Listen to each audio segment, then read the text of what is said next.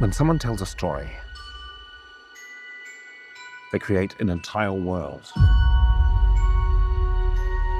And usually, the characters stay there. But there are legends of characters so real With the crayon, anything is possible. that they step right into this world.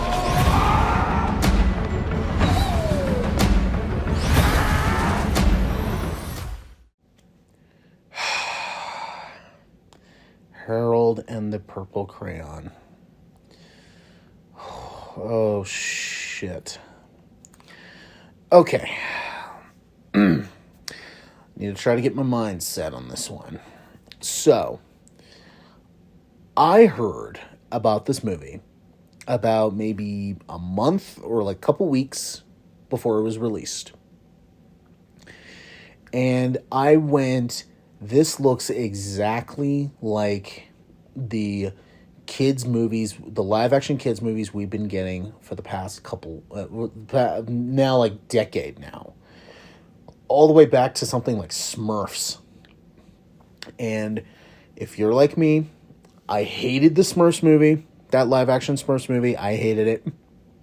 I hated that Tom and Jerry movie because it says, hey, let's take these 2D animated characters, slap some not, I guess passable at times, CGI, make them look CGI, get potentially celebrity voices to do them, throw them in New York, and just go, and just try to be hip. This does the same damn thing. So, the first 10 minutes, it got irritating fast. So, if you don't know the story of Harold and Purple Crayon, it's Harold who's this little kid who, he has purple crayon, and everything he draws, it comes to life. Simple, right? That's what's so great about the original book. It's like the studio got their hands on the book and said, "Hey, all this good stuff, we're gonna chuck it in the corner because we don't care. We're gonna slap the pointless kid hip crap on top of this." Oh my god, this one was honestly a chore to get through. And the only good thing about it was that it's short. Like, it's barely 90 minutes long. But it honestly felt longer because I kept pausing it. To the point where it was like, God, it's like eternity in here.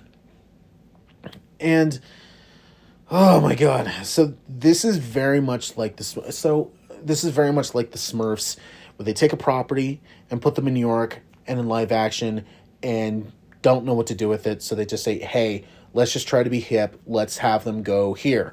Let's have them go here. Let's have them go here. And just see if it sticks. If it doesn't stick, who cares? We want to make some money. That is exactly what this is. And Sony, for the year 2024, they had not had a good year. So they definitely had an ups and downs, but this one was just kind of like the up. Yep, this is the down. And I got irritated fast watching this. So the opening 5 minutes is in the animation style of the book. And so it's like, okay, that's kind of cool. You have, Harold, who's a little kid. He's drawing stuff. They're explaining it to you. He has these two friends, a porcupine and a moose.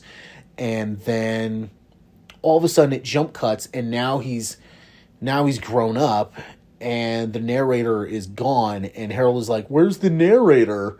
Well, now I'm bored. We need to find the narrator. Where is he? Let's check the real world. And literally just draws a door to the real world, and within 5 minutes, we're in the real world. And it's like, God damn it. Ugh. They get respected actors to come and be idiots. And it also is like really cringy. Like there's so many times where I'm watching them do this where I'm like, I that's just blood money now. What you're doing. This, you know, it almost felt like that movie Old Dogs from like a decade ago with Robin Williams and John Travolta, where it had so many people in it, like Seth Green, Matt Dillon, Dax Shepard, Justin Long. It had all these like different actors just be idiots. And it was almost like they were paying with blood money, just to be morons. This is it, and you know, if you may have heard in the beginning of this, I get really irritated about kids' entertainment today. That's why I don't typically watch a whole lot of kids stuff nowadays, because a lot of them are still trying to be hip. That's why, you know, like for examples, you know, like the ones I said, like the Smurfs, Tom and Jerry, those try to be hip. Sonic, I didn't like it as much as other people did, because there were times where, you know, Sonic would, you know, do something or say something. I'm like, no. Like him doing the floss was just like, okay, you don't need to do that. You don't need to do that. Or even like not even just kid stuff, but even sometimes superhero stuff like Shazam, also with Zachary Levi, where, you know, I get he's a teenage kid, but then he just like does and say all these things like he does the floss, and I'm like, I don't care. Like, just knock it off, please. Like, just stop. And this movie does this left and right.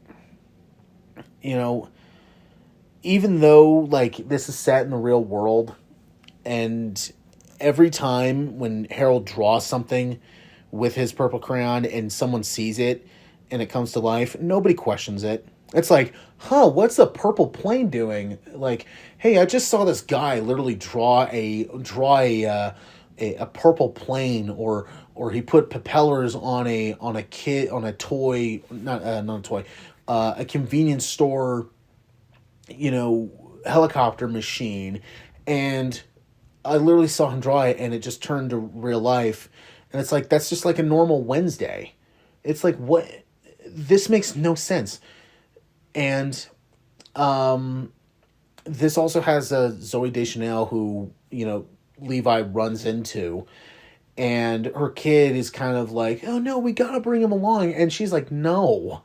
Like, are you serious? Like, no. And then there's so many parts where I'm like, no, I put my foot down and say, leave me the hell alone. You know, I'm just going to spoil it at this one. She works at a convenience store, like almost, you know, like a grocery store, like convenient grocery store. And Harold goes in there, messes the place up. She gets fired. She's all mad. And then her kid is like, but you gotta understand, like, he doesn't know any of these things. And then she literally just like drops everything that she was angry about and just like, all right, let's go get ice cream. It's like, no, what are you doing? This makes no sense.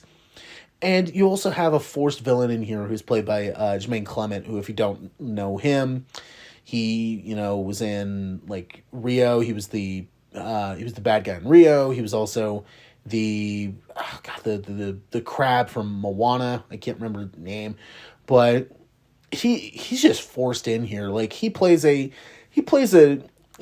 author whose book series is pretty like a fantasy book series is not selling very well. He has a crush on Deschanel, but, you know, her son is just like, dude, like, back off. So until Harold shows up, he's like, oh, that purple crayon, I can draw the world that I envision. It's like, dude, just stop. And this is just random. This movie has no rules. There's no consequences. No nothing. Anything goes. There was so many times during this I was going to ask a question, then I had to stop myself because I knew it wasn't going to get answered. Nor does the film give a shit to answer your questions. And now, I'm just starting to think everybody in this movie didn't grow up because they all act like children. And, you know, this movie tries to take so many, like, other movies, something like Tom and Jerry or like the Smurfs, even to something like Megamind. And even tries to do, like, little Dungeons and Dragons at some point, and it's like, that's just bullshit. That's just complete and utter bullshit. And if you've seen my best and worst of 2024 list, this movie took my number one for worst. Because originally it was something else. It was imaginary, I believe. And then I watched this one and I went, oh, no, this one's worse. So this gets a terrible.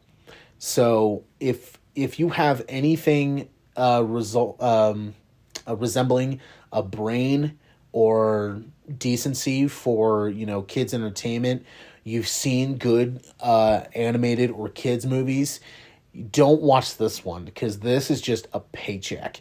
This has no soul. It's just brainless. So stay away from this demon portal. Do you know what brought you to life? It's what your crayon is made of. The most mysterious, powerful, extraordinary stuff on Earth. Wax. Pure imagination.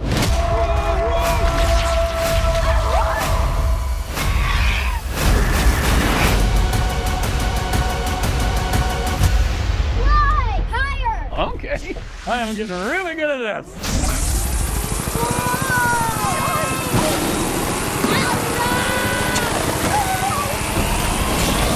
What were you thinking? Oh, no, honestly, I don't do a lot of thinking. True.